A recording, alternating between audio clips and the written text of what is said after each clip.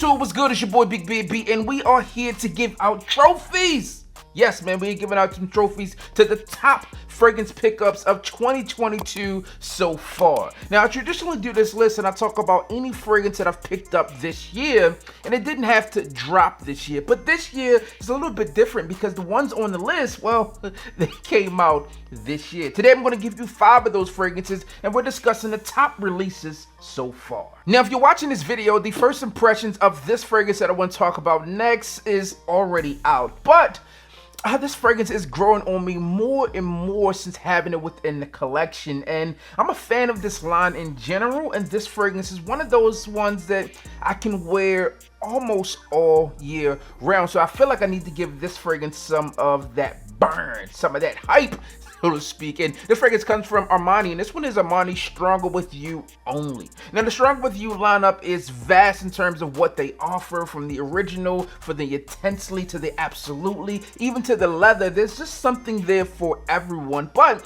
I feel like Only is that catch-all fragrance that really does work and embodies the incomplete DNA of what Stronger With You was all about. For me, when I think of Stronger With You, I think of cuddly, I think of cozy, and I think of attractive. I think of something that is also sweet, and this does all of those things. We get that sweetness, but with the Only, there's this abundance of freshness that you do not get in the others. For me, there are a lot of those that are exclusively fall and winter, but with this one, spring and summer could be a play. So if you need that fix from Stronger With You, then Only is going to be a good way to go for that spring and summertime, and one of the best pickups of 2022 so far.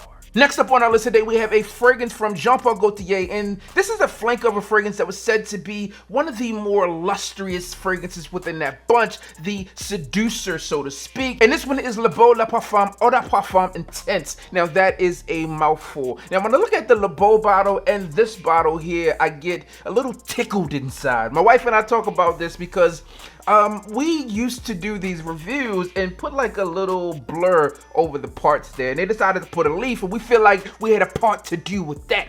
But all of that aside, this fragrance does smell great. You get that coconut here with some wood accord, and there's also some tonka within this fragrance as well. It does have enough freshness to it that I feel that spring and summer, you're going to be a go here, but more specifically for summer, probably on that nighttime side of things. But still, the basis of this fragrance is there. If you're looking for an attractive seduction fragrance, then this is one of those ones that you could go for. Again, this one is a woody aromatic fragrance with coconuts, again woods, amber within this fragrance, that tonka being subtle sweetness. Actually, not subtle sweetness, the sweetness is there for sure, alive and present, but it's done in a way that is not too cloying or one that's going to get on anyone's nerves, in my opinion. So I am happy to have that one within the collection, and it is a top tier banger. The next fragrance on our list today is one that the maker of this fragrance knew that you were going to enjoy and come back for over and over again, so they made it in a refillable bottle. This one too is also a flanker from one of the best selling fragrances of all times, and when I say that, you already know what I mean. This one also comes from Armani, and this one is Armani Acqua Eau de Parfum. This thing here is goodness in a bottle. To me, this one is intense, it's long lasting, and unapologetically fresh. It features green mandarin, you get some vetiver, you get sage, you get patchouli, all of the notes that you would come to expect within an Acqua Eau fragrance, and I'm really, really impressed with what they've done here. In fact, this one to me was really unexpected in left field because it's been so long since the OG release, and they've been doing flankers after flanker. You would have thought that this would have been one of the next up flankers originally, but I'm glad they released this when they did. In a market where the fragrances really needed something that was different in terms of that fresh component and feel, they delivered on that one, in my personal opinion. Acqua Eau de Parfum. As we transition into our final 2 fragrances, this is one that I did a first impressions on, kind of forgot about it, and more recently been coming back to it, and I'm happy that I've kind of rediscovered that I had it because I completely forgot, which is weird to me because I was looking for this fragrance for a long time, like actively searching for this fragrance, and I had to actually order it in order to get it, but that's neither here nor there. The fragrance comes from Paco Rabanne, and this one is Paco Rabanne 1 Million Elixir.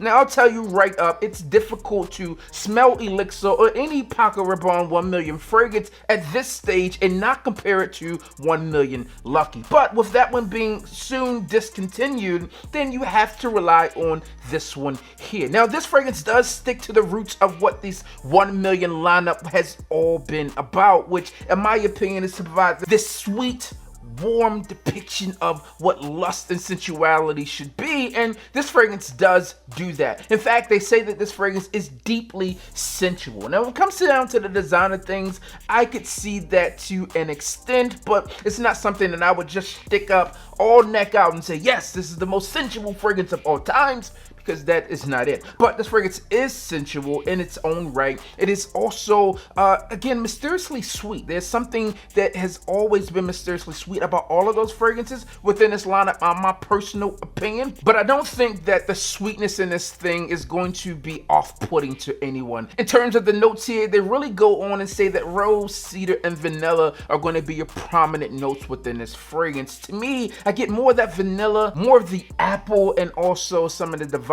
within this fragrance. So that is me. I do think that this fragrance is probably better suited for the fall and winter times, or at a date night indoors, not outdoors, because it is on the heavier side of things, unlike some of the other fragrances that we've discussed thus far. And finally, we're going to close it up on probably the richest fragrance out of the 4 that we've talked about so far, and this 5th one is going to close us out strong. The fragrance that I'm mentioning comes from Givenchy, and this one is Gentleman Reserve Prive Eau de Parfum. That is a mouthful. These fragrance names are just getting longer and longer and longer, which to me means it's time for something new instead of a ton of flankers. But that's just my thoughts and opinions, and does not necessarily represent the views and opinions of the masses. But let me tell you about this fragrance. As I mentioned, this is probably the richest fragrance that we've talked about. To me, this takes this rich feel and also adds this refined element to it that is unlike any of the fragrances that we've talked about thus far. When it comes down to designer fragrances and what they've done to stand out, then I think that this one is head and shoulders above the other releases so far this year. The presentation of this fragrance truly tells it all. The bottle has this ombre approach to it. The juice here is this whiskey colored juice to tie back to that whiskey absolute that's within this fragrance. And if you are a fan of things like Dior Homme Intense, if you are a fan of Valentino Uomo Intense, then you are going to love this scent. The iris within this fragrance is present, but it's done in such a way that still leans into nothing that's feminine. You have that super attractive, alluring feel here. It's warm, it's spicy, and also cooling all at once. This is the fragrance that I am super blown away with, and one that I'll continue to mention because this one here is one of the top, if not the top, fragrance release of designer world for me in 2022 thus far. We'll see how this fragrance fares as the year goes on, but so far this fragrance has made a huge impact on me, and I think that this one is going to hit a ton of lists when we get into that fall and winter time. That's all I have for you today. As always, I'm your boy,